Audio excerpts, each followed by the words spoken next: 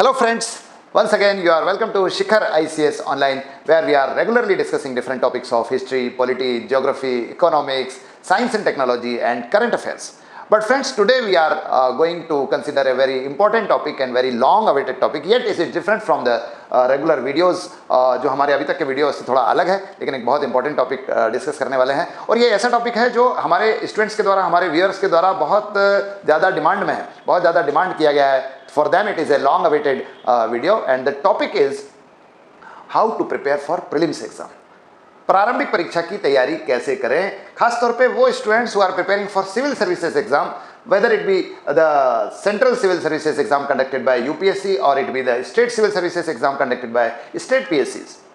वो लोग जो IS की या MPPSC की या डिप्टी कलेक्टर की, DSP की, IPS की, इन सब एग्जाम्स की तैयारी कर रहे हैं, उनके लिए ये एग्ज़ाम बहुत इम्पॉर्टेंट है ये वीडियो खास तौर पे। और इस वीडियो में हम दोनों तरह से डिस्कस करेंगे कि वो स्टूडेंट जो है, जिनके पास बहुत टाइम है, वो मतलब जिनके पास 1 साल 6 महीने का टाइम है, वो कैसे प्रिपेयर कर सकते हैं, and particularly the students who are having 2-3 months only to prepare for prelims exam, उनको तैयारी में किन चीज़ों का ध्यान रखना है। दोनों ही चीज़ों को हम कंसिडर करने वाले हैं। तो आप देख रहे हैं शिखर ICS चैनल और मैं हूं आपका फ्रेंड सुनील सिंह। तो आज हम प्रीलिम्स एग्जाम या प्रीलिम्स एग्जाम की तैयारी के अलग अलग पक्षों को देखने वाले हैं, अलग अलग पहलुओं को, अलग अलग एस्पेक्ट्स को देखने वाले हैं। खासतौर पे एक तो हम ये देखेंगे कि इस एग्जाम का इंपॉर्टेंस क्या है ये एग्जाम, क्या इंपॉर्टेंस है, क्यों इतनी महत्वपूर्ण है।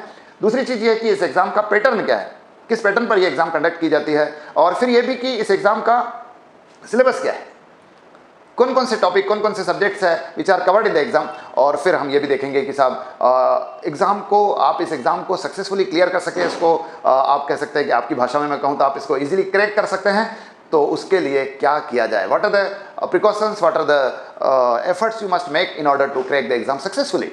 तो ये सारी चीज़ों को हम आज डिस्कस करने वाले हैं। सबसे पहले तो हम ये देख लें कि ये एग्ज़ाम क्या है। देखिए, सिविल सर्विसेज एग्जाम जो होती है, जो UPSC कंडक्ट करता है, IAS, IPS, IRS और अदर अलाइड सर्विसेज, जिनको हम इंडियन सिविल सर्विसेज की अलाइड सर्विसेज कहते हैं, उसके लिए जो एग्ज़ाम होती है, जिसको आप IAS की एग्ज़ाम बोलते हैं या इंडियन सिविल सर्विसेज की एग्ज़ाम बोलते हैं, या फिर जो स्टेट PSC की जो मान लीजिए SDM या डिप्टी कलेक्टर के लिए है या DSP के लिए है, क्लास 2 और क्लास 3 की जो एग्ज़ाम है, क्लास 2 और क्लास 3 की जो पोस्ट है, उसके सिलेक्शन के लिए जो एग्ज़ाम कंडक्ट होती है, जिसको आप सिविल सर्विसेज एग्ज़ाम कहते हैं, उस एग्ज़ाम की तैयारी के लिए आपको, उस एग्ज़ाम को पास करने के लिए आपको 3 स्टेजेस से होकर गुजरना पड़ता है।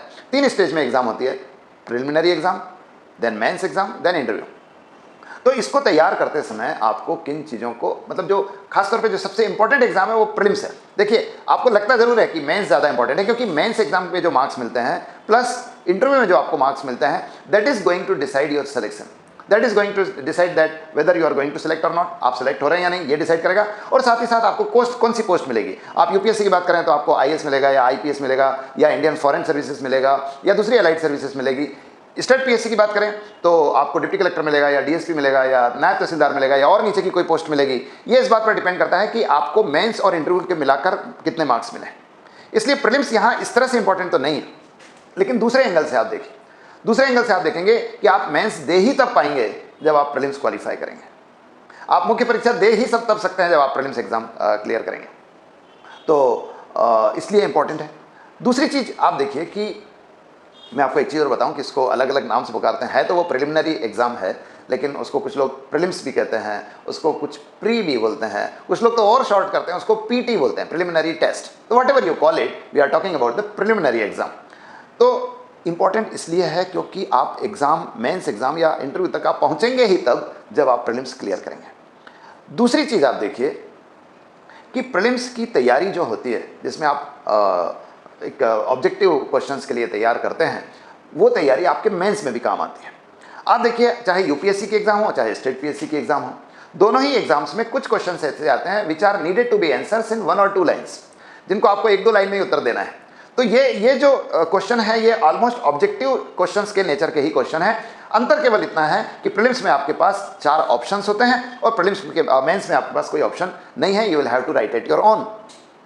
तो आपके पास ऑप्शन नहीं है, इसको छोड़ दिया जाए तो क्वेश्चंस तो उसी प्रकार के हैं। तो अगर आप प्रीलिम्स के लिए तैयारी कर रहे हैं, ऑब्जेक्टिव एग्जाम के लिए तैयारी कर रहे हैं, तो आप ये समझ लीजिए कि simultaneously you are also preparing for a major part of the mains exam also. आप जो है मेंस परीक्षा के भी एक बड़े भाग की तैयारी कर रहे हैं। आप अगर स्टेट PSC, खासतौर में अगर मैं MPPSC की बात करूं, तो इसमें देखिए हर पेपर में लगभग 30 क्वेश्चन जो है ऐसे आते हैं which are which are suppose to be answered in 1 or 2 line, एक दो ही लाइन में आपको उत्तर देना है। वो क्वेश्चन जो है वो लगभग ऑब्जेक्टिव नेचर के ही क्वेश्चन है, और अगर आप प्रीलिम्स की तैयारी अच्छी करते हैं तो आपसे वो क्वेश्चंस बहुत सरलता से अटेम्प्ट हो जाएंगे। तो अगर आप प्रीलिम्स की तैयारी स्ट्रांगली कर लेते हैं, थॉरोली कर लेते हैं, इंक्लूसिवली कर लेते हैं, तो आप मेंस के भी एक बड़े भाग की, लगभग 30 to 40% part of the mains is also being prepared along with the preparation of prelims. तो आप जो है इस तरह से अगर प्रीलिम्स की तैयारी करते हैं तो मेंस में भी ये आपको हेल्प करता है। तीसरी चीज देखिए कि अगर प्रीलिम्स की अगर आप अच्छे से तैयारी करते हैं, थॉरोली तैयारी करते हैं, और अगर आपका प्रीलिम्स का पेपर अच्छा जाता है, तो जिस दिन आपने प्रीलिम्स दी उसके नेक्स्ट डे से ही you can start preparing for mains. क्यों? क्योंकि अगर प्रीलिम्स अच्छा गया है तो इससे आपका कॉन्फिडेंस बढ़ेगा कि yes I am passing the prelims preliminary test. आप जो है प्रीलिम्स पास कर रहे हैं, स्वाभाविक सी बात है, if you are passing the prelims preliminary test. आजकल तो क्या होता है, 1 या 2 दिन में ही जो है आंसर आ जाते हैं, 1 या 2 दिन में ही जो है कट ऑफ मार्क्स भी, थोड़े दिन में कट ऑफ मार्क्स भी आ जाते हैं। तो आपके लिए जो है ये अनुमान लगाना बड़ा आसान हो जाता है कि वेदर यू आर गेटिंग पास और नॉट। तो अगर आप पास हो रहे हैं तो स्वाभाविक सी बात है, now you have to prepare for mains. तो आप डे 1, डे 2, डे 3 से ही मेंस की तैयारी शुरू कर सकते हैं। It is quite better in comparison to the students who will wait for the result and then when they will start for preparing for mains। तो उनकी तुलना में तो अच्छा है जो रिजल्ट का इंतजार कर रहे हैं और फिर उसके बाद मेंस की जो है तैयारी करेंगे। तो ये सब चीज़ों को देखते हुए प्रीलिम्स का बड़ा इंपॉर्टेंस। दूसरी चीज़ ये है कि प्रीलिम्स जो है इसका पैटर्न देख लीजिए। देखिए प्रीलिम्स जो है इसको प्रिलिमिनरी टेस्ट जो है ये एक ऑब्जेक्टिव टेस्ट की एग्जाम है। मैंने शुरू में बताया इसमें ऑब्जेक्टिव टाइप ऑफ क्वेश्चन आएंगे। ऑब्जेक्टिव टाइप जिसको आप अपने स्कूल लेवल पर MCQ कहते हैं, multiple choice question. Objective question है जिसमें आपको एक क्वेश्चन पूछा जाएगा और 4 ऑप्शन जो है दिया जाएगा कि आपसे जैसे पूछा जाए कि which one of these is the capital of India, Bombay, Delhi, new Delhi, Chennai, Kolkata. इस तरह से 4 ऑप्शन रहेंगे और आपको जो है उत्तर उसमें से सेलेक्ट करना होगा। तो ऑब्जेक्टिव क्वेश्चन आपसे पूछे जाने वाले हैं। अब इसमें दो पेपर होते हैं। एक तो होता है जनरल स्टडीज़ का, यूपीएससी में उसको CSET 1 बोलते हैं, सिविल सर्विसेज एप्टीट्यूड टेस्ट 1। वो जनरल स्टडीज़ का पेपर है, सामान्य अध्ययन का पेपर है। और दूसरा पेपर जो होगा वो यूपीएससी में उसको CSET 2 बोलते हैं, आप लोग उसको जो है CSET कहते हैं कॉमनली भाषा में। तो आप देखिए कि अगर आप सिविल सर्विसेज की बात कर रहे हैं तब उस स्थिति में ये दोनों पेपर, जनरल स्टडीज़ और CSET का जो पेपर है, दोनों पेपर 200 मार्क्स के होते हैं। 200 मार्क्स का जनरल स्टडीज़, 200 मार्क्स का CSET। लेकिन इसमें बड़ी इंपॉर्टेंट मामला यह है कि जो CSET है it doesn't contribute in making merit list. CSET में आप कितना भी मार्क्स ले आएँ वो ज़्यादा इंपॉर्टेंट नहीं है, बस ये है कि आपको उसको क्वालिफाई करना है, वो क्वालिफाइंग है। तो you have to achieve 35% of marks in that's it. आपकी जो मेरिट बनेगी, आपकी जो मेरिट लिस्ट बनेगी जिसके आधार पे आप मेंस में क्वालिफाई होंगे, that merit list is going to be made on the basis of marks achieved in general studies. सामान्य अध्ययन में के पेपर में जो आपको मार्क्स मिलेंगे उसके अकॉर्डिंगली आपकी मेरिट लिस्ट बनेगी और उसी के आधार पर यह डिसाइड होगा कि आप प्रीलिम्स पास कर रहे हैं या नहीं, या आप मेंस दे रहे हैं या नहीं। ठीक है, इसलिए आपका जो तैयारी का ज़्यादा जोर होना चाहिए। प्रीलिम्स के CSET की तैयारी कीजिए, आप मैथ्स पढ़िए, रीजनिंग पढ़िए, जो मैथमेटिकल एप्टीट्यूड है उसको पढ़िए, कम्युनिकेशन पढ़ लीजिए, आप डिसीजन मेकिंग पढ़ लीजिए, आप CSET पढ़िए। लेकिन ज़्यादा आपको जोर देना चाहिए, ज़्यादा एम्फेसाइज करना चाहिए किसको, जनरल स्टडीज़ को। ठीक है, तो जनरल स्टडीज़ पर ही हमारा जोर ज़्यादा होगा। अब आप देखिए कि सिलेबस क्या है। देखिए हम सिलेबस GS के ही सिलेबस की बात कर रहे हैं। तो जनरल स्टडीज़ में पहली चीज़ तो इसे हिस्ट्री आएगा। हिस्ट्री बहुत इंपॉर्टेंट है, हिस्ट्री के क्वेश्चन के बिना आपका पेपर पूरा ही नहीं होगा। अब हिस्ट्री जो है मेनली जो हमारा इंडियन हिस्ट्री है वही आता है। बहुत कभी कभार वर्ल्ड हिस्ट्री के कुछ क्वेश्चंस आ जाते हैं, but that is very rare. Indian history आपसे पूछा जाएगा। इंडियन हिस्ट्री के 3 पार्ट पूछे जाएंगे, यानी एंशिएंट हिस्ट्री यानी प्राचीन भारत, मेडाइवल हिस्ट्री यानी मध्यकालीन भारत का इतिहास, और आधुनिक भारत का इतिहास यानी modern history of modern India. तो इन तीनों टॉपिक से जो है क्वेश्चंस आते हैं। इसके अलावा आप देखिए कि ज्योग्राफी आएगा आपको। ज्योग्राफी भी बहुत इंपॉर्टेंट है, इसके क्वेश्चंस आते ही आते हैं। ज्योग्राफी में भी 3 अलग अलग पार्ट है। एक तो आपको फिजिकल ज्योग्राफी पढ़ना है। फिजिकल ज्योग्राफी से क्वेश्चन आते हैं, यानी जैसे अर्थ के मूवमेंट से क्वेश्चन आएंगे, या आपको एयर विंड से संबंधित क्वेश्चन आएंगे, रेन से संबंधित क्वेश्चन आएंगे, या फिर सोलर जो हीट है, ऊष्मा है, उससे संबंधित क्वेश्चंस आएंगे, या फिर जो ओशियन पार्ट ऑफ ओशनोग्राफी है उससे संबंधित क्वेश्चन आएंगे। तो फिजिकल ज्योग्राफी से संबंधित क्वेश्चन जो है वो होते हैं। इसके अलावा फिर वर्ल्ड ज्योग्राफी के क्वेश्चन। वर्ल्ड ज्योग्राफी बहुत इंपॉर्टेंट है, जिसमें आपको वर्ल्ड के रिवर्स पढ़ने हैं, वर्ल्ड के फॉरेस्ट पढ़ने हैं, वर्ल्ड की ट्राइब्स पढ़नी है, जनजातियाँ, वन, नदियाँ, इसके अलावा पर्वत, पठार, प्लेन्स, डेजर्ट्स, और जितने भी ओशियन करंट्स हैं, महासागरीय धाराएं हैं, वो सब पढ़ना है। इसके अलावा फिर इंडियन ज्योग्राफी आती है। ठीक है। इंडियन ज्योग्राफी में भी आपको सारा इसी तरह से भारत का नेचुरल डिवीज़न, प्राकृतिक विभाजन, भारत के पर्वत, भारत के पठार, भारत में फॉरेस्ट, भारत में ट्राइब्स, भारत में जो वाइल्ड लाइफ कंजर्वेशन है वो, भारत में मिनरल्स, भारत में इंडस्ट्रीज़, भारत में ट्रांसपोर्टेशन के मीन्स जितने भी है, रोड है, रेल है, हमारे सी पोर्ट्स है, हमारे एयरपोर्ट्स है, हमारा एयरवेज है, ये सब। और इसके अलावा फिर भारत में जो एनवायरनमेंट है, एनवायरनमेंट ग्लोबल भी बहुत इंपॉर्टेंट है, इंडिया में भी बहुत इंपॉर्टेंट है। Whatever the works are being done globally or national level, वो सब जो है खासतौर पर एनवायरनमेंट के लेवल पर वो बहुत इंपॉर्टेंट है। उससे संबंधित जो कंट्रोवर्शियल इश्यूज़ है वो भी है, तो ज्योग्राफी में ये आएगा। फिर पॉलिटी है। देखिए, पॉलिटी को जनरली लोग समझ लेते हैं कि सर ये कॉन्स्टिट्यूशन है, कॉन्स्टिट्यूशन को पढ़ना है, लेकिन exactly it is not the constitution, it is not constitution only. Constitution पढ़ना है आपको, भारत का कॉन्स्टिट्यूशन कैसे बना है, इवन कॉन्स्टिट्यूशन बनने से पहले ब्रिटिश पीरियड में भारत में कॉन्स्टिट्यूशनल डेवलपमेंट कैसे हुआ है, संवैधानिक विकास कैसे हुआ है, कौन कौन से एक्ट कब बने हैं, ये पढ़ना है। फिर हमारा जो पार्ट है कि साहब जो सिटीजनशिप है, हमारा जो फंडामेंटल राइट्स है, मौलिक अधिकार है, हमारे जो डायरेक्टिव प्रिंसिपल्स है, फंडामेंटल ड्यूटीज़ है, प्रेसिडेंट है, पार्लियामेंट है, हमारे जो कोर्ट्स है, खासतौर पर सुप्रीम कोर्ट, हाई कोर्ट और जो सबॉर्डिनेट कोर्ट्स है, ये सब तो पूछते ही हैं। लेकिन इसके अलावा एक्स्ट्रा कॉन्स्टिट्यूशनल चीज़ें जो पॉलिटिकली बहुत इंपॉर्टेंट है वो भी पूछते हैं। एक्स्ट्रा कॉन्स्टिट्यूशनल चीज़ें भी है, ध्यान रखना। इसमें आपकी पॉलिटिकल पार्टीज़ और उनकी एक्टिविटीज़ भी है, इसमें आपका जैसे आपका नीति आयोग है, ठीक है, वो एक्स्ट्रा कॉन्स्टिट्यूशनल है, जो संविधान में नहीं है लेकिन पॉलिटिकली इंपॉर्टेंट है। ऐसे क्वेश्चन भी बहुत आते हैं, तो ये चीज़ें जो है आपको पढ़ना है या इससे संबंधित क्वेश्चन आएंगे। इसके अलावा देखिए इकोनॉमिक्स आता है। इकोनॉमिक्स मोस्टली मैक्रो इकोनॉमिक्स है, माइक्रो नहीं है।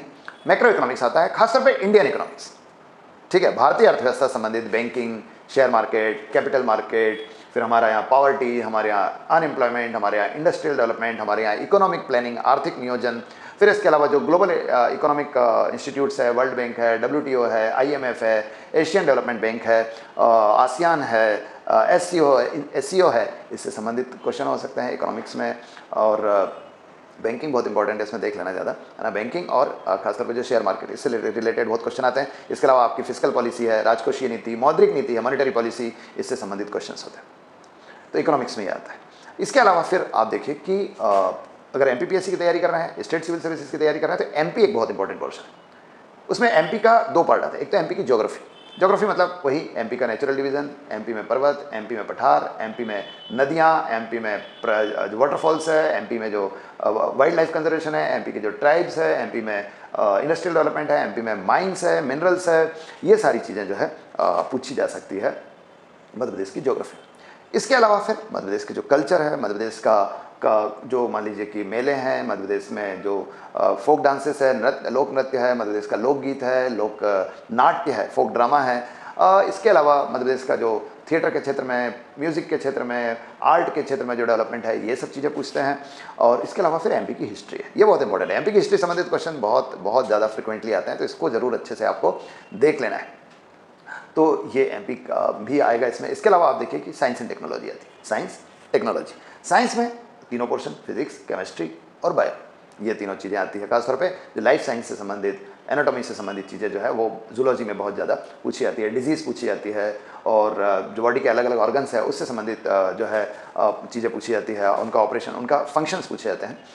इसके अलावा टेक्नोलॉजी में खासतौर पे हमारे जो अभी रिसेंट जो हमारे स्पेस टेक्नोलॉजी के क्षेत्र में हमारे डेवलपमेंट है, चाहे वो चंद्रयान 2, 3 हो, या मंगलयान हो, या गगनयान हो, या GSLV हो, या PSLV हो, इससे संबंधित क्वेश्चन, या फिर हमारा जो एटॉमिक टेक्नोलॉजी के क्षेत्र में डेवलपमेंट है वो पूछा जाता है। इसके अलावा आप देखिए कि जो हमारा ओशन टेक्नोलॉजी संबंधित है, हमारी डिफेंस टेक्नोलॉजी है, हमारे जो नए मान लीजिए LCA है, लाइट कॉम्बैट एयरक्राफ्ट है, या हमारे एयरक्राफ्ट के क्षेत्र में, मिसाइल्स के क्षेत्र में, वेपन्स के क्षेत्र में जो नया डेवलपमेंट है उससे संबंधित क्वेश्चन आते हैं।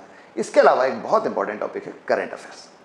देखिए, करंट अफेयर्स से क्वेश्चन आते ही आते हैं, UPSC में तो बहुत ज़्यादा आते हैं। UPSC के अलावा जैसे UPPCS है या और दूसरी एग्जाम है, वहाँ पर भी बहुत ज़्यादा आता है, लेकिन MPPSC में भी इंपॉर्टेंट है।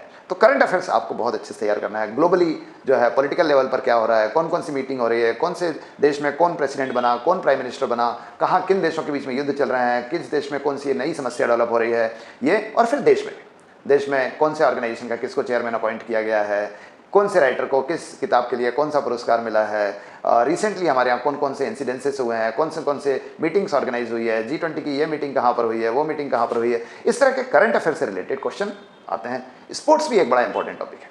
स्पोर्ट्स में कौन सी प्रतियोगिताएं कहाँ हुई है, किसको मैन ऑफ द मैच मिला, किसको अवार्ड मिला। जैसे अभी एशियन गेम्स हो रहे थे, एशियन गेम्स में भारत को कितने टोटल मेडल्स मिले हैं, कितने गोल्ड मेडल मिले हैं, कितने ब्रॉन्ज मिले हैं, कितने सिल्वर मेडल मिले हैं, किस कॉम्पिटिशन को, किस इवेंट को किसने जीता है, इससे रिलेटेड क्वेश्चन भी स्पोर्ट्स में आते हैं। तो this is all about the syllabus of the exam. अब आप देखिए कि टाइप ऑफ क्वेश्चन क्या है, क्वेश्चन का प्रकार क्या है, इसको भी देखते हैं। देखिए क्वेश्चन का प्रकार जो है वो ये कि ऑब्जेक्टिव क्वेश्चन आएगा। क्वेश्चन का प्रकार क्या होता है, ऑब्जेक्टिव आएगा? नहीं, इसको जरा गंभीरता से आप समझेंगे तो आपको समझ में आएगा क्वेश्चन के अलग अलग प्रकार है। देखिए कुछ क्वेश्चन तो फैक्चुअल आते हैं, तथ्यात्मक आते हैं, जो फैक्ट पूछी जाती है उसमें सीधा सीधा फैक्ट पूछा है। जैसे पूछेंगे कि इंडिया में कौन सा स्टेट है जहाँ पर वाइल्ड एस मिलते हैं, ठीक है, वाइल्ड एस मिलते हैं, जंगली गधे मिलते हैं, तो आप बताएंगे गुजरात में मिलते हैं साहब, कच्छ में मिलते हैं। तो बस ये ऐसे फैक्ट, सीधा सीधा क्वेश्चन। कि आपसे पूछेंगे कि तीस्ता नदी किस राज्य से निकलती है, किस राज्य से स्टार्ट होती है, तो इस तरह के क्वेश्चन। या फिर आपसे पूछेंगे कि जो है इस बार एशियन खेल कहाँ पर हुए थे, ठीक है, फैक्ट सीधे तथ्य। दूसरा तरह का जो क्वेश्चन होता है वो किसी कॉन्सेप्ट पर आधारित होता है, कॉन्सेप्ट पूछेंगे, ठीक है। जैसे ये पूछेंगे कि साहब रिट्रीटिंग मानसून क्या होता है, या इन्वर्जन ऑफ रेन क्या होता है, या पूछेंगे कि साहब गैरी मैंडरिन क्या होता है पॉलिटी में, ठीक है। तो ये कॉन्सेप्ट है गैरी मैंडरिन। या फिस्कल पॉलिसी किससे रिलेटेड है, कॉन्सेप्ट पूछेंगे, ठीक है। पॉलिटी में हो सकता है, इकोनॉमिक्स में हो सकता है, हिस्ट्री में भी हो सकता है पूछे आपसे कि ददनी प्रथा क्या है, तो कॉन्सेप्ट जो है वो पूछते हैं। लेकिन फिर कुछ दो क्वेश्चन हो गए, तथ्यात्मक फैक्चुअल, और दूसरा कॉन्सेप्ट पर बेस्ड, किसी अवधारणा पर आधारित। लेकिन फिर कुछ क्वेश्चन ऐसे हैं जो बहुत घुमाते हैं हमको। वो ये कि कोई चीज़ देंगे और वो कोई आपको फैक्ट देंगे और उस पर आधारित तथ्य के आधार पर आपको उत्तर देना है। जैसे मान लीजिए आपसे पूछा जाएगा कि जब आसमान साफ होता है तब किसकी संभावना है, बारिश की, ओले की, तुषार की, या किसी और चीज़ की। तो फिर आपसे ये कॉन्सेप्ट पर बेस्ड क्वेश्चन है। या आपसे पूछेंगे कि बताइए कि जब सीआरआर बढ़ा देगा आरबीआई, कैश रिजर्व रेशो बढ़ा देगा, तो इसका मॉनेटरी पॉलिसी पर क्या प्रभाव पड़ेगा, ठीक है। या सरकार जब अपनी लोक व्यय बढ़ाती है तो इसका मॉनेटरी पॉलिसी पर, या लोक व्यय बढ़ाती है तो राजकोष पर क्या प्रभाव पड़ता है, राजकोषीय नीति पर, फिस्कल पॉलिसी पर क्या प्रभाव पड़ता है। तो ऐसे कॉन्सेप्ट पर आधारित कुछ क्वेश्चन बड़े घुमाने वाले होते हैं। वो भी जैसे मान लीजिए कि मिसफिट रिवर्स में अगर कोई अंडरफिट रिवर है तो बाढ़ जल्दी आएगी या नहीं आएगी, अंडरफिट रिवर है, ठीक है। तो ऐसे कुछ क्वेश्चन आपसे एल नीनो से संबंधित कोई क्वेश्चन आएगा कि जिस साल एल नीनो आएगा उस साल बारिश ज़्यादा होगी या कम होगी या नहीं होगी, या कोई प्रभाव नहीं पड़ेगा, ठीक है। तो इस तरह के क्वेश्चन जो है कुछ फैक्चुअल क्वेश्चन, कुछ कॉन्सेप्ट पर बेस्ड और कुछ कॉन्सेप्ट पर वाले घुमाने वाले ट्विस्टिंग क्वेश्चन आएंगे। तो these are the different types of questions which could be asked in this exam. तो फ्रेंड्स ये वीडियो अभी और बड़ा होने वाला है, क्योंकि अभी हमको पढ़ना है कि साहब आप कैसे तैयारी करें, आपको क्या पढ़ना चाहिए, कैसे अपनी लाइफ को सेट करना चाहिए, कैसे टाइम को मैनेज करना चाहिए, कैसे अपने आप को सेट करना चाहिए मेंटली, फिजिकली, इन सब चीज़ों की भी अभी हमको चर्चा करना है। लेकिन चूंकि वीडियो बड़ा हो रहा है इसलिए अब हम इस वीडियो को जो है यहाँ पर विराम देंगे, और इससे आगे की जो चीज़ें हैं वो अब इसके नेक्स्ट वीडियो में आपको देखने को, सुनने को मिल जाएगी। तो अगर ये वीडियो आपको अच्छा लगा तो लाइक कीजिए और इस चैनल को आप सब्सक्राइब जरूर कीजिए। और एक चीज़, अगर आपको कोई और टॉपिक ऐसा लगता है कि इस टॉपिक पर भी हमें वीडियो मिलने चाहिए थ्रू दिस चैनल, तो आप कमेंट बॉक्स में जाके हमको बता सकते हैं कि कौन से नए टॉपिक है जिसको आप सुनना चाहते हैं। तो आज के लिए इतना ही। Thank you very much, have a good day.